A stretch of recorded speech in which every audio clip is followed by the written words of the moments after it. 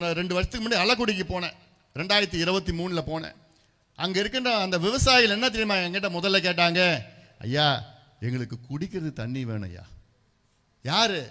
கொள்ளிடம் ஆற்றின் கரையில இருக்கின்ற விவசாயிகள். விவசாயத்துக்கெல்லாம் கேட்கல தண்ணி. ஐயா எங்களுக்கு குடிக்கிறது தண்ணி வேணும் ஐயா.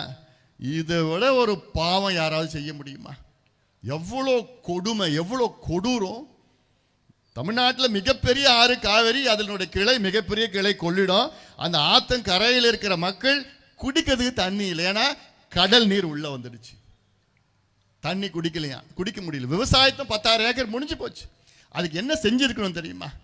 50, 60, 70 ஆண்டுகளுக்கு முன்பு என்ன பண்ணிருக்கணும்னா, கொள்ளிடம் முகத்துவாரம் இருக்குல்ல, அங்க ஒரு சின்ன தடுப்பணை கட்டியிருக்கணும். இது சாதாரண செயல். இது சின்ன தடுப்பணைனா ஒரு 4 அடி 5 அடி 6 அடி அவ்வளவுதான். என்ன, கடல் நீர் கோடை காலத்தில் உள்ள வராது. இந்த பக்கம் தண்ணி வரக்கூடாது, ரிவர்ஸ்ல வரக்கூடாது. மழை காலத்தில் இங்கிருந்து தான் போகணும், தண்ணி போகணும். இது சாதாரண வேலை. இதை கூட செய்ய முடியலன்னு அப்புறம் ஆதனூர் குமாரமங்கலம் இந்த தடுப்பணை திட்டம் வந்து அதிமுக ஆட்சியில் 80% வேலையை முடிச்சுட்டானுங்க. இவங்க வந்தாங்கன்னா ஒரு வருஷத்துல பண்ணியிருக்கலாம். ஆனா அதுக்கு இன்னும் 100 கோடி கூடுதலாக வரணும். அதுக்கு ஒரு போராட்டம் நடத்தணும். அப்புறம் 100 கோடி ஒதுக்குனாங்க. இன்னைக்கு வரைக்கும் அது முடிக்கல. இன்னைக்கு வரைக்கும் முடிக்கல. எவ்வளோ ஒரு கேவலமான ஒரு ஆட்சி நடக்குதுயா. ஒரு தடுப்பணைய 15 வருஷமாயா கட்டிட்டு இருப்பீங்க.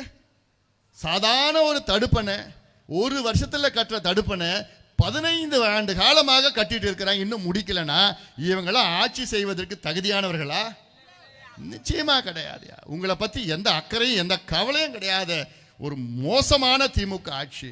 இந்த ஆட்சியை அகற்றுங்கள், அகற்றுங்கள்.